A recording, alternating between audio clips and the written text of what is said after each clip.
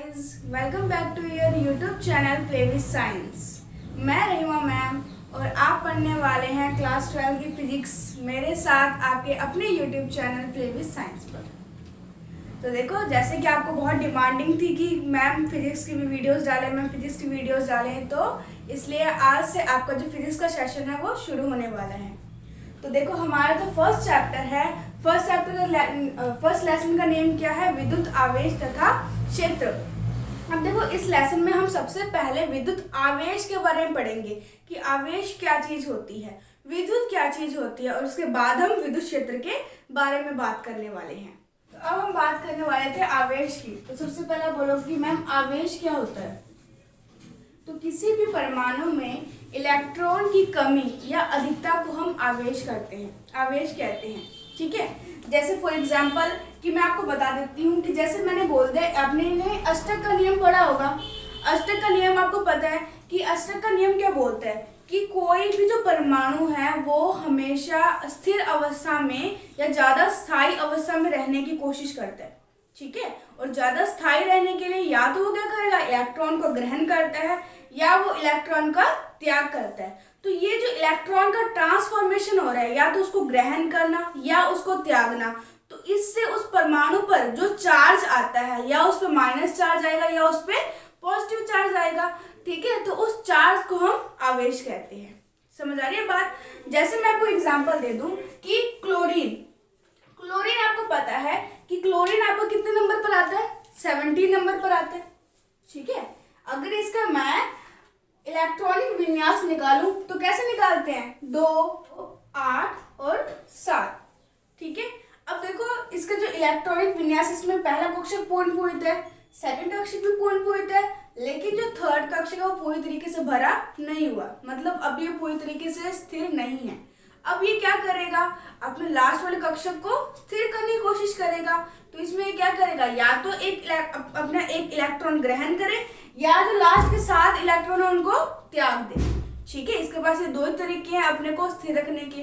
तो ये क्या करेगा, अब 7 इलेक्ट्रॉन त्यागना बहुत मुश्किल काम है, लेकिन एक इलेक्ट्रॉन को ग्रहण करना बहुत ईजी है। तो ये क्या करता है, एक इलेक्ट्रॉन को ग्रहण करता है। एक इलेक्ट्रॉन को ग्रहण करने के बाद ये क्या करता है, अपना कक्षक को पूरा कर लेता है। ठीक है, अब देखो यहाँ पर इस क्लोरीन ने क्या किया, एक इलेक्ट्रॉन को अपने अंदर ग्रहण किया। अब जैसे ही इसने एक इलेक्ट्रॉन को ग्रहण किया तो इसमें क्या हुआ, इलेक्ट्रॉन की वृद्धि होगी। कितनी इलेक्ट्रॉन की वृद्धि हुई? 1 इलेक्ट्रॉन की। तो क्लोरीन पर आवेश क्या हो गया, -1। समझ आ गई बात? तो ये जो हम किसी भी परमाणु के ऊपर जो ये चार्ज लगाते हैं, या लगाते हैं -1, जैसे सोडियम है उसमें लगाते हैं +1। ठीक है, तो ये जो हमने -1 लगाया और ये जो +1 लगाया, ये क्या है, आवेश को बताता है। ठीक है, अब हम बात करते हैं आवेश कितने प्रकार के होते हैं। तो हमने बता दिया यहाँ पर आवेश कितने टाइप के होते हैं, 2 टाइप के होते हैं। एक तो होता है धनावेश और दूसरा होता है ऋणावेश। तो देखो, आवेश तो इजी है। ठीक है, अब आवेश के 2 प्रकार होते हैं। कौन कौन से होते हैं? एक तो होता है धनावेश और दूसरा क्या होता है, ऋणावेश। धनावेश क्या होता है, ऋणावेश क्या होता है? जब कोई भी परमाणु इलेक्ट्रॉन को त्यागने का काम करता है। ठीक है, जैसे फॉर अपनी एग्जांपल लेते हैं सोडियम मोस्टली क्या करता है, एक इलेक्ट्रॉन को त्यागता है और स्थायी बन जाता है। ठीक है, तो जैसे ही कोई इलेक्ट्रॉन या कोई भी जो परमाणु है वो एक इलेक्ट्रॉन का त्याग करता है, तो उससे जो उस पर चार्ज आता है उसे अपने क्या बोलते हैं, धन आवेश बोलते हैं। जैसे सोडियम में हमेशा क्या चार्ज आता है, धन आवेश का चार्ज आता है। और वैसे ही ऋणावेश को आप इससे रिलेट करके बता सकते हो कि ऋणावेश क्या होता है कि जब भी कोई परमाणु एक इलेक्ट्रॉन को ग्रहण करता है, 1 भी हो सकता है, 2 भी हो सकता है, 3 भी हो सकता है, कोई कंपल्शन नहीं है, लेकिन जब भी कोई परमाणु किसी इलेक्ट्रॉन को ग्रहण करता है तो उसको ग्रहण करने से उसमें इलेक्ट्रॉन की मात्रा ज्यादा बढ़ रही है। अब इलेक्ट्रॉन की मात्रा ज्यादा बढ़ेगी तो नेगेटिव आवेश तो बढ़ रहा है ना, माइनस चार्ज बढ़ रहा है, तो इस पर जो आने वाला आवेश होता है वो क्या होता है, माइनस आवेश। ठीक है, तो धनावेश और ऋणावेश से आप क्या समझते हैं, क्योंकि जब भी वो इलेक्ट्रॉन को ग्रहण करता है तो उस पर ऋणावेश आता है, और जब वो इलेक्ट्रॉन को त्यागने का काम करते हैं तो उसमें कौन सा आवेश आता है, धन आवेश आता है। ठीक है, तो ये तो बात होगी हमारी आवेश के बारे में। अब देखो इस लेसन में हम आवेश के साथ साथ विद्युत की बात करेंगे, विद्युत क्षेत्र के बारे में बात करेंगे, कूलाम के नियम के बारे में बात करेंगे जो मोस्ट इंपॉर्टेंट है। ठीक है, तो सबसे पहले हम बात करते हैं कि विद्युत क्या होता है। अब देखो अपने जो इसमें पढ़ेंगे ये स्थिर विद्युत के बारे में पढ़ेंगे।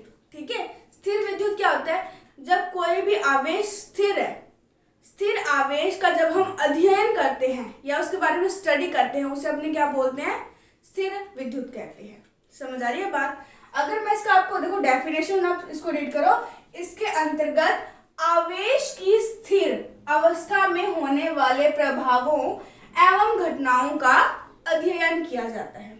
समझ आ रही है बात। जब कोई भी आवेश स्थिर है तो उस आवेश के बारे में जब हम ज़्यादा डीप नॉलेज में स्टडी करेंगे, उसका अध्ययन करेंगे, तो उसे अपने क्या बोलते हैं, स्थिर विद्युत के कहते हैं।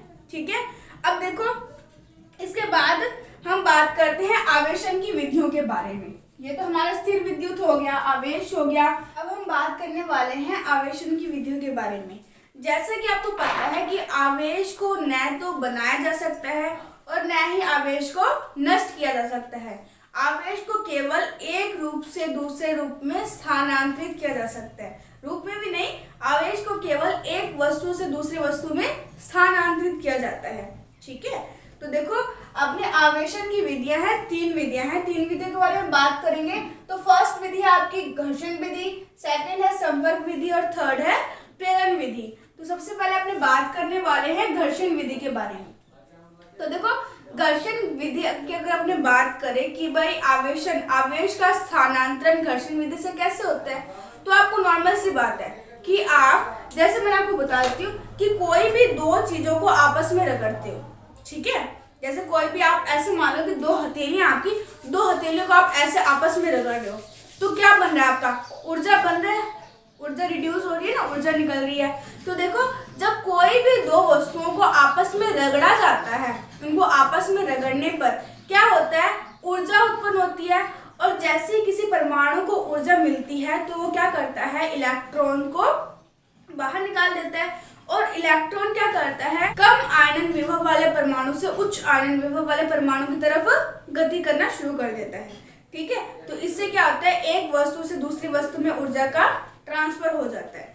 ठीक है, इसका एग्जाम्पल आपको कहीं मिल जाएंगे कि जैसे आपने ले लिया कि कोई भी स्केल है, उस स्केल में आप अपने बालों को रब करते हो। ठीक है, फिर अगर हम छोटे छोटे टुकड़े होते हैं ना, उन टुकड़ों, कागज के टुकड़े होते हैं या मिट्टी के कण होते हैं, उस स्केल को उसके पास लेके जाते हैं तो वो क्या करते हैं, उसको अपनी तरफ आकर्षित करता है। ठीक है, तो पहले आपको इन विधियों को पढ़ने से पहले आपको एक चीज के बारे में पता होना चाहिए। जैसे कि मैं आपको बता दूं कि कोई भी, मैंने यहाँ पर एक रोड ले लिया जिस पर पूरी तरफ क्या है, प्लस चार्ज है। ठीक है, और यहाँ पर मैं कोई छड़ लेके गई जो खुद भी क्या है, प्लस आवेशित चार्ज है। ठीक है, अब जैसे ही मैं इसको लेके जाऊंगी तो क्या होगा, ये हमारी जो ऊपर जो छड़ हमने बांध रखी है वो घूम जाएगी। कैसे घूमेगी, क्योंकि देखो ये प्लस है और ये भी प्लस है, ये इसको इधर धक्का मारेगा, ये इसको इधर धक्का मारेगा। ठीक है, तो हमें पता है समान को क्या करता है, प्रतिकर्षित करने का काम करता है।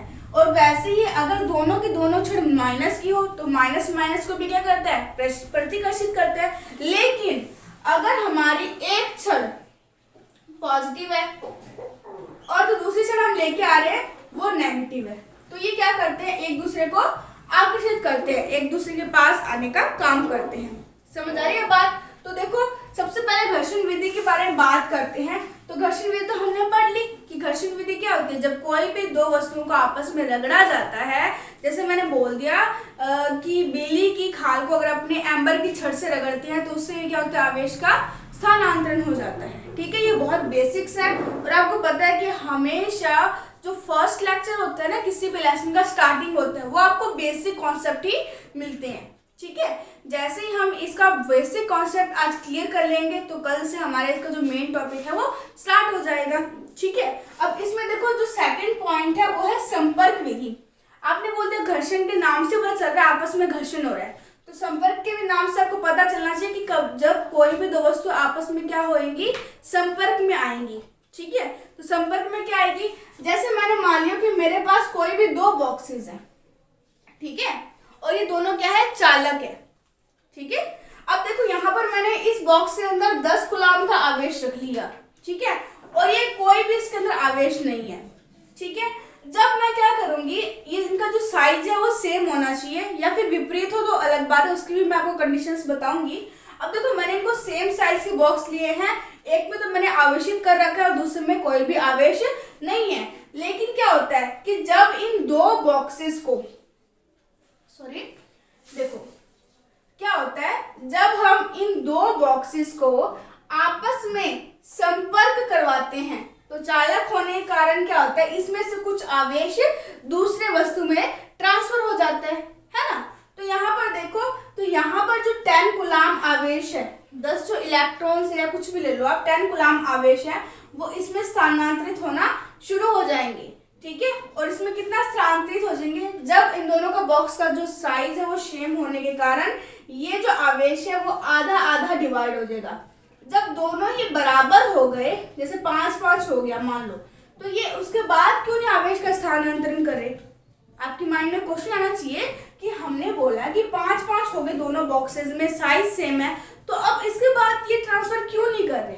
तो इसका रीजन है, आपको पता है कि जो इलेक्ट्रॉन्स है वो कम आयन विभव वाले से उच्च आयन विभव की तरफ जाता है। जब दोनों ही बक्सों का आयनन विभव बराबर हो गया तो ये जो प्रोसेस है वो रुक जाएगी।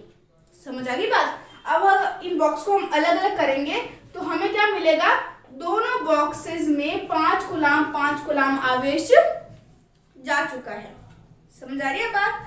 तो ये तो थी हमारी संपर्क विधि, ठीक है, ये आपको क्लियर होगी। घर्षण विधि क्लियर होगी, संपर्क विधि क्लियर होगी। अब हम थर्ड पॉइंट की बात करेंगे, प्रेरण विधि। तो देखो प्रेरण के नाम से हमें समझ नहीं आ रहा कि भाई ये क्या होना चाहिए, लेकिन फिर भी हम इसको करते हैं, ठीक है।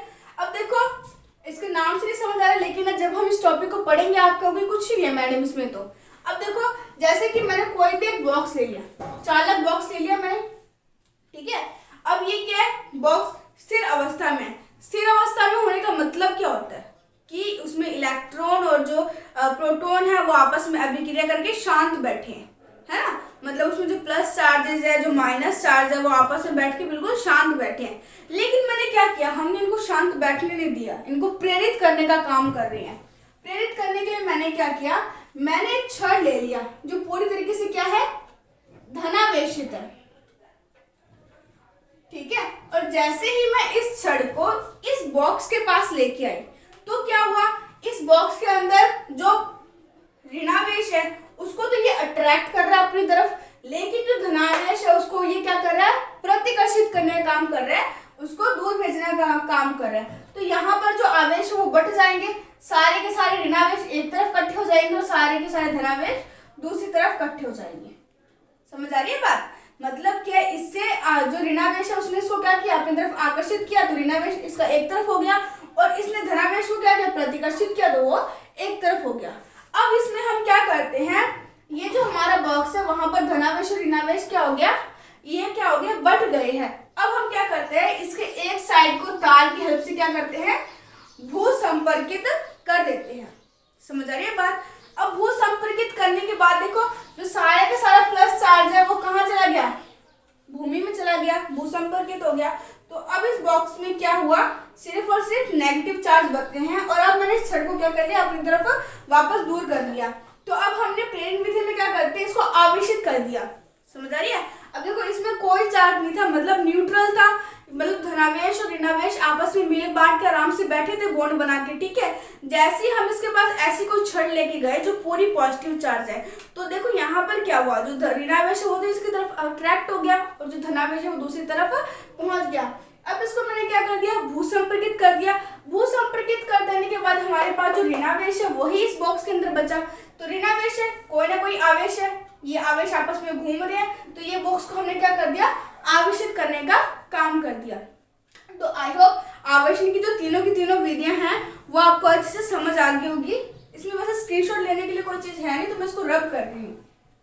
अब हम बात कर रहे हैं आपके नेक्स्ट टॉपिक चालक और कुचालक के बारे में, ठीक है। वैसे ये टॉपिक नहीं है, लेकिन आज हम बेसिक्स पढ़ रहे हैं, तो ये आपको पता होना चाहिए चालक क्या होता है, कुचालक क्या होता है। ठीक है, तो चालक का मतलब क्या होता है, पर अपने एक एग्जाम्पल से समझते हैं इसको। जैसे कि मैंने मान लो कोई भी एक मैंने लोहे का बॉक्स ले लिया या तवा ले लिया, कुछ भी ले लो, कोई भी एक लोहे का मैंने चीज ले लिया। ठीक है, जैसे ही हम क्या करते हैं, इस लोहे को हीट देना शुरू कर रहे हैं। हीट देंगे तो इलेक्ट्रॉन्स क्या होंगे, बाहर निकलेंगे, उत्सर्जित होंगे और वो इलेक्ट्रॉन्स को त्यागने का काम करेंगे। अब देखो, जैसे ही मैं इसको हीट दे रही हूँ, गर्माहट दे रही हूँ, तो आपको पता है कि अगर ये तो वैसे टॉपिक नहीं है, मैं आपको एक समझा रही हूँ कि अगर मैंने कोई भी तवे को गर्म किया, जैसे मैंने मान लो तवे को मैंने इस साइड से गर्म किया, इस साइड से गर्म किया, लेकिन आप थोड़ी देर पाते हो कि पूरा का पूरा जो तवा है वो क्या आपका समान रूप से गर्म हो चुका है।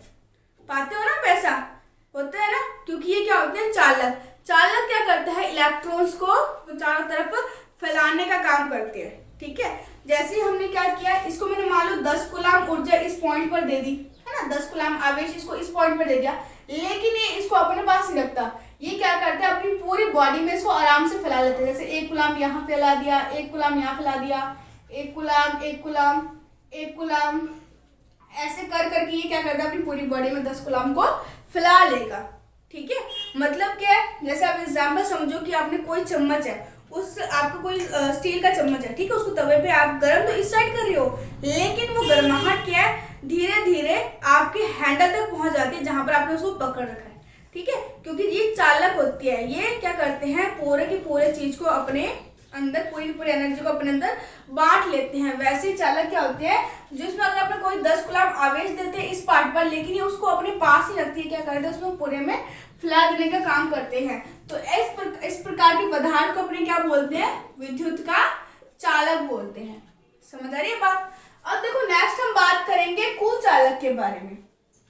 तो कुचालक तो बहुत ही इजी है, चालक का उल्टा। कुचालक मतलब क्या है कि ऐसा पदार्थ जहां पर हमने आवेश दिया है ना, वो आवेश वहीं पर रह जाता है, आगे स्थानांतरित नहीं होता। जैसे आपको एक एग्जांपल दूं कि लकड़ी, प्लास्टिक, ये सब क्या होते हैं, विद्युत के कुचालक होते हैं। वो कुचालक क्यों होते हैं, ये देखो, जैसे कि मैंने बोल दिया कि ये मेरा लकड़ी का बॉक्स है, ये मैंने किसका बॉक्स लिया था, लोहे का। अब मैंने कौन सा बॉक्स लिया है, लकड़ी का। अब इस लकड़ी के बॉक्स में मैंने यहाँ पर क्या कर दिया, 10 कूलाम आवेश दे दिया। ठीक है, अब इस लकड़ी के बॉक्स में मैंने इस पॉइंट पर 10 कूलाम आवेश दे दिया, तो वो क्या होता है, उसी पॉइंट पर पड़ा रहता है, जहां पर मैंने उसको आवेश दिया है ना, उसी जगह पर ये पड़ा रहता है, ये आगे उसको फैलाने का काम नहीं करता। ठीक है, जैसा एग्जाम्पल ले लो, वही हीट के एग्जाम्पल ले लेते हैं कि अगर आपने एक लकड़ी पकड़ रखी है, ठीक है, ये लकड़ी पकड़ रखी है आपने, इसके फर्स्ट पॉइंट को आप जलाने का काम, जैसे लकड़ी पकड़ रखी है, ठीक है, इसके फर्स्ट पॉइंट को हम क्या कर रहे हैं, जलाने का काम कर रहे हैं, उष्मा देने का काम कर रहे हैं। तो आप देखते हो कि जो उष्मा है वो पहले यहाँ तक ही होती है। मतलब आप लकड़ी को आप थोड़ी देर उसको आग देने के बाद उसको बैक कर लोगे, तो आप क्या देखोगे, ये जो पार्ट है ये तो ठंडा है, लेकिन ये जो पार्ट जहाँ पे उष्मा थी वो गर्म है। मतलब जो उष्मा है वो उसी पॉइंट पर रही जहाँ पर हमने उसको उष्मा दी थी, उसको उसने आगे स्थानांतरित नहीं किया। उसे अपने क्या बोलेंगे, कुचालक बोलेंगे। तो समझ आ गया आपको चालक और कुचालक के बारे में। अब देखो, आपका नेक्स्ट आता है स्वर्ण विद्युतदर्शी। अब देखो, जैसे कि आपको दिख रहा है, अब हम जो टॉपिक है वो है स्वर्ण विद्युतदर्शी। यहाँ पे एक इम्पोर्टेंट टॉपिक में से गिना जाता है, तो अच्छे से इसको समझ लेना। तो इसमें क्या करते हैं, हम सबसे पहले इसको एक एयर टाइट कंटेनर लेते हैं, कांच का जाल लेते हैं, जिसको अपने निर्वातित करते हैं। निर्वातित मतलब पता है आपको, जिसमें से हम सारी की सारी हवा क्या करते हैं, बाहर निकाल देते हैं। ठीक है, अपने बोलते हैं इसमें हवा नाम मात्र होती है। अब देखो, इसके अंदर क्या करते हैं, हम एक धातु की छड़ को उल्टा डाल देते हैं, और उस धातु की छड़ को हम आगे किससे जोड़ देते हैं, स्वर्ण पत्र से, मतलब सोने की पत्तियां लगा देते हैं उस पर।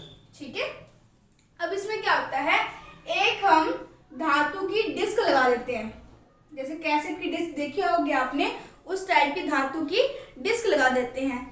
अब जैसे मैंने आपको बताया था पीछे स्पर्श विधि के बारे में, ठीक है, तो इसमें हम क्या करते हैं, कोई भी आवेश स्पर्श करवाते हैं। जैसे मैंने मान लो कि मैंने कोई भी प्लस चार्ज का मैंने एक छड़ ले लिया, या माइनस चार्ज का एक छड़ ले लिया, तो कोई मर्जी छड़ ले सकते हो आप। तो हम क्या करते हैं, एक प्लस चार्ज का छड़ लेके आते हैं इसमें, ठीक है, और इस प्लस वाले चार्ज को हम इसमें क्या करते हैं, इस डिस्क से टच करवाते हैं। अब मैंने आपको बताया था है तो ये चालक, चालक होने के कारण ये क्या करेगा, सभी के सभी जो इसमें आ रहे हैं इलेक्ट्रॉन, जो प्लस आवेश आ रहा है वो पूरे नीचे तक पहुंचा देगा, फैलाने का काम करेगा। तो जो ये प्लस आवेश है वो इस धातु में से होता गया इन समान पत्रों में क्या होगा, पहुंच जाएगा। समझ आ रही है बात। अब देखो यहाँ पर क्या होता है, अब मैंने इसको स्पर्श विधि से इसको क्या कर दिया, आवेशित करने का काम कर दिया। ठीक है, एक बार ये आवेशित होगी, इसके बाद हम क्या करते हैं, अब इसके बाद स्पर्श विधि से ये आवेशित होने के बाद अगर मैंने मान लो कि इस डिस्क के पास अगर मैं कोई दूसरा छड़ लेके आऊं, अगर वो पॉजिटिव चार्ज का है तो इस पत्तियों में भी क्या चार्ज है, पॉजिटिव चार्ज है, और इसमें क्या चार्ज है, छड़ का पॉजिटिव चार्ज है। तो ये पॉजिटिव पॉजिटिव सेम होने के कारण एक दूसरे को क्या करेगा, प्रतिकर्षित करेगा। मतलब इसकी जो स्वर्ण पत्तियां हैं वो आपस में क्या होंगी, ऐसे फैल जाने का काम करेंगी।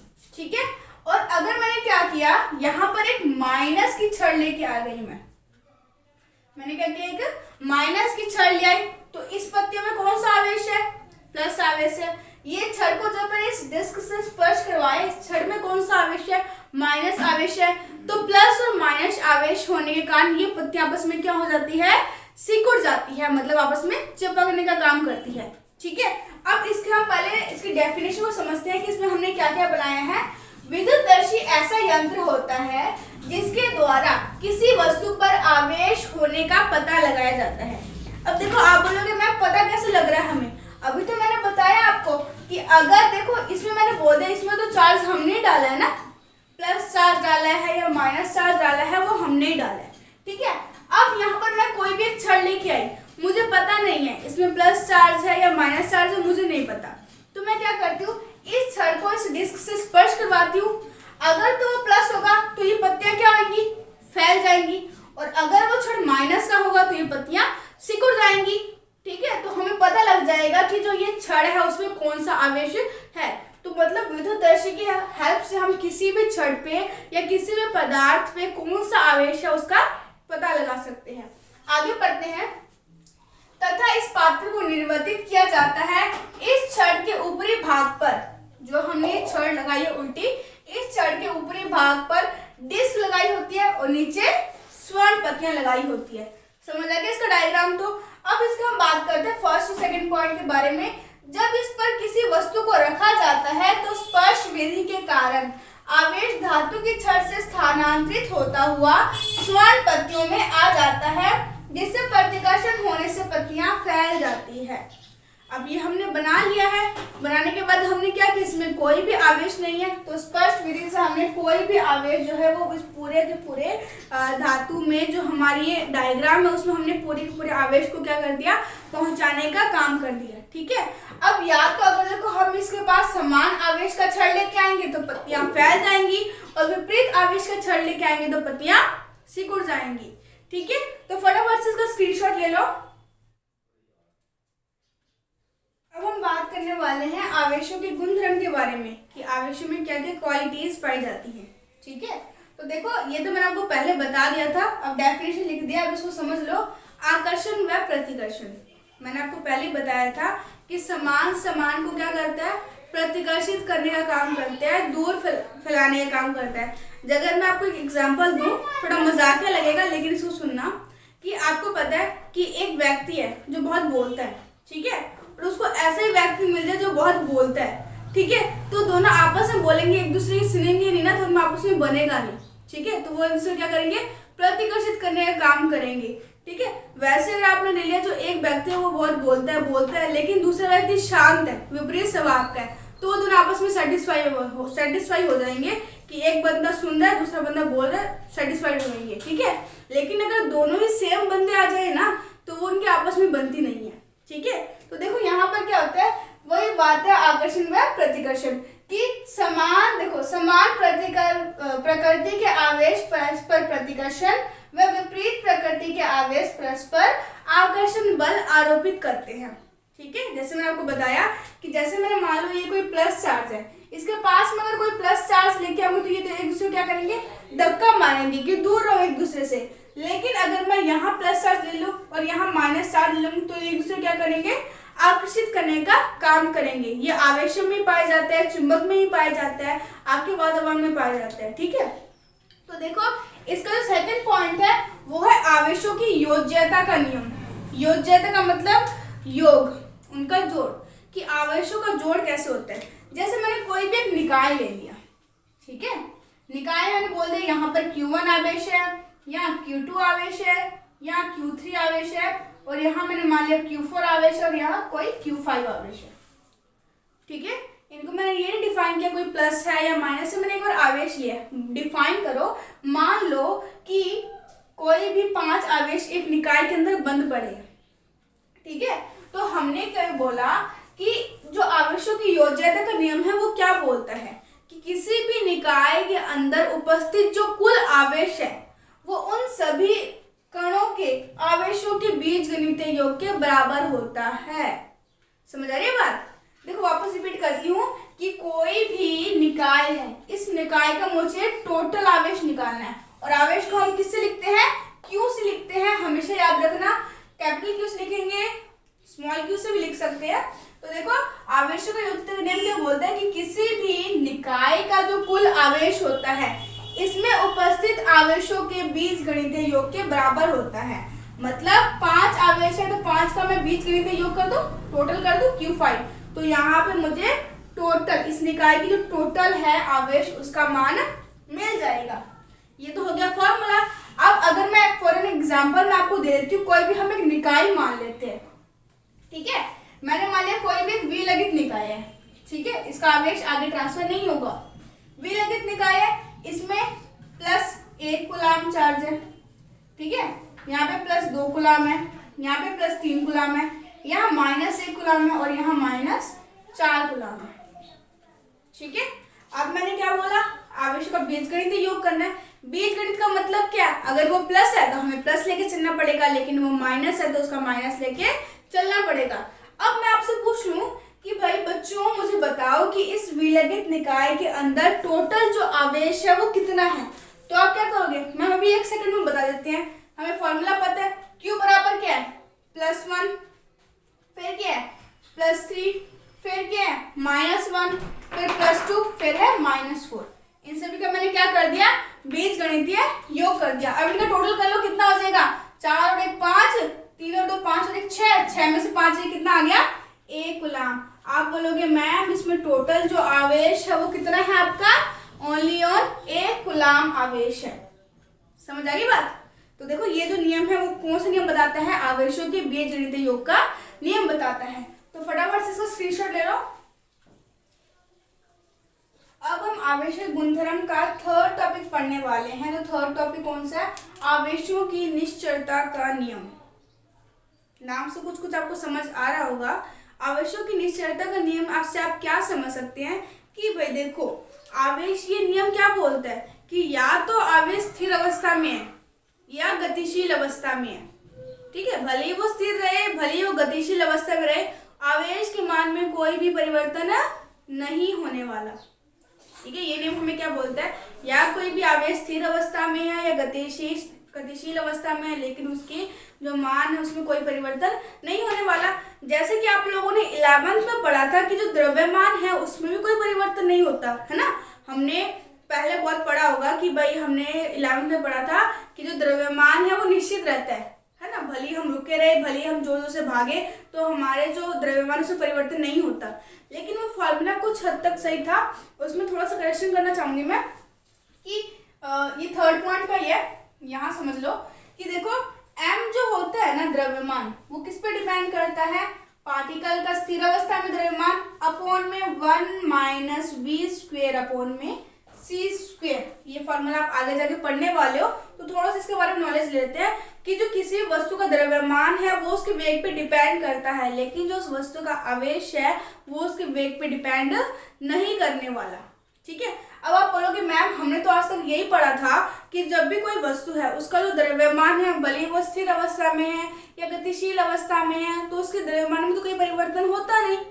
लेकिन आप बोलो द्रव्यमान में परिवर्तन होगा, तो कैसे होगा? देखो अब मैं अगर आप वहां पर बात करते थे ना अपने 11th में कि वहां पर जो किसी भी वस्तु का वेग होता है, जैसे हम बोलते थे किसी टेबल को हटा दिया, ठीक है, किसी भारी वस्तु को हटा दिया, तो हम बड़े बड़े चीजों को लेकर चलते थे, तो उनका जो वेग होता था ना, वो जो प्रकाश का वेग है उसके मुकाबले में बहुत नगण्य होता था, है ना।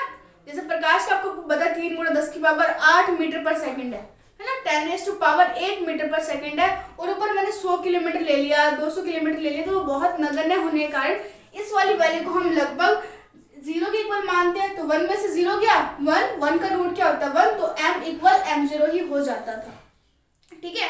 लेकिन अब हम यहाँ पर क्या बात करने वाले हैं, आवेशों के बारे में बात करने वाले हैं, ठीक है। और हमें पता है इलेक्ट्रॉन का वेग क्या होता है, 10⁶ के तकरीबन उसका वेग होता है। जब यहाँ 10⁶ आ गया, नीचे 10⁸ आ गया, तो ये पूरा 0 नहीं होगा, कुछ ना कुछ वैल्यू हमें मिलेगी, इसको हम नेग्लिजिबल नहीं कर सकते, ठीक है। तो द्रव्यमान जो है वो वस्तु के वेग पर डिपेंड करता है, लेकिन जो हम बात करते हैं आवेश, तो आवेश जो है वो वस्तु के वेग पर डिपेंड नहीं करता, भले ही वो स्थिर अवस्था में है या गतिशील अवस्था में है, वो हमेशा क्या रहेगा, नियत ही रहेगा। समझ आ गई बात। अब हम बात करते हैं हमारे नेक्स्ट टॉपिक के बारे में, आवेश संरक्षण का नियम। अब देखो आवेश संरक्षण का नियम, संरक्षण का अगर संरक्षण वर्ड ही आ जाता है ना, तो आपको समझ जाना चाहिए कि भाई संरक्षण होता क्या है, क्योंकि इससे पहले हमने द्रव्यमान संरक्षण पढ़ा है ना, ऊर्जा संरक्षण पढ़ा है, वैसे ही आवेश संरक्षण का नियम होता है। बस क्या होता है, ऊर्जा द्रव्यमान की जगह हम क्या लगा देते हैं, आवेश लगा देते हैं, है ना। तो ऊर्जा संरक्षण नियम क्या बोलते हैं कि जब कोई वस्तु, मतलब हम ऊर्जा को ना तो उत्पन्न कर सकते हैं और ना ही नष्ट कर सकते हैं, ऊर्जा बस एक रूप से दूसरे रूप में चेंज होती है, उसी परिभाषा को थोड़ा सा हम डिफाइन करेंगे, थोड़ा सा क्लैरिफाई करेंगे, ठीक है। क्या बोलेंगे, अब ऊर्जा को हटाकर क्या लगा दिया हमने, आवेश लगा दिया, तो वो आवेश संरक्षण का नियम हो गया। मतलब आवेश संरक्षण का नियम क्या बोलता है कि हम आवेश को न तो उत्पन्न कर सकते हैं और न ही उसको नष्ट कर सकते हैं, बस उसको एक वस्तु से दूसरी वस्तु में आवेश को ट्रांसफर कर सकते हैं। आप बोलोगे मैम कैसे, तो देखो जब हमने बताया था आपको स्टार्टिंग में कि हम कोई भी दो वस्तु को रगड़ते हैं, दो वस्तु को रगड़ने पर, जैसे मैंने बिल्ली की खाल में एम्बर की छड़ को रगड़ लिया मानो, या कोई भी चीज स्पर्श विधि होगी, प्रेरण विधि होगी, कोई भी होगी, वहां पर हम आवेश को क्या कर रहे, खत्म थोड़ी ना कर रहे थे, उसको एक जगह से उठा रहे थे दूसरी जगह में ट्रांसफर कर रहे थे। जैसे बिल्ली खाल से हम एम्बर की छड़ को रगड़ते हैं, तो वहां से क्या होता है कि बिल्ली खाल से जो आवेश है वो कहाँ आ जाता है, एम्बर की छड़ में आ जाता है ना, सिंपल सी बात। तो देखो वही बात यहाँ पर हम दोनों पॉइंट को डिस्कस कर लेते हैं, मैं आपको पढ़ के बता देती हूँ। आवेश की निश्चलता का नियम, इस नियम के अनुसार किसी कण की स्थिर अवस्था या गतिशील अवस्था में आवेश का जो मान है वो हमेशा क्या रहता है, नियत रहता है, अर्थात वेग पर निर्भर नहीं करता। समझ आ गया पॉइंट। नेक्स्ट पॉइंट है आवेश संरक्षण का नियम। इस नियम के अनुसार आवेश को न तो उत्पन्न किया जा सकता है और न ही नष्ट किया जाता है, सिर्फ एक पदार्थ से दूसरे पदार्थ में स्थानांतरित किया जाता है। समझ आ गई बात, ठीक है। बहुत इजी टॉपिक है, बेसिक्स हम पढ़ रहे हैं, तो फटाफट इसका स्क्रीनशॉट ले लो। ओके, तो ले लिया होगा स्क्रीनशॉट। अब आप बताइए आपको ये टॉपिक कैसा समझ आया। अगर आपको ये टॉपिक अच्छा लगा तो आप इस वीडियो को जरूर लाइक कीजिएगा और अपने दोस्तों के साथ शेयर भी कीजिएगा, ताकि वो भी इस टॉपिक को अच्छे से क्लियर कर सके, ठीक है। अब देखो इसका मेन रीजन क्या है, जब आपका बेसिक क्लियर होता है ना, तो आपको जो मेन टॉपिक है वो और भी इजी लगने लगता है, ठीक है। तो बेसिक क्लियर होना आपका जरूरी है। अच्छा, इसी के साथ साथ पढ़ते रहिए, हंसते रहिए, मुस्कुराते रहिए और अपनी स्टडी को अच्छे से कंटिन्यू करें, ठीक है। All the best, take care, bye bye.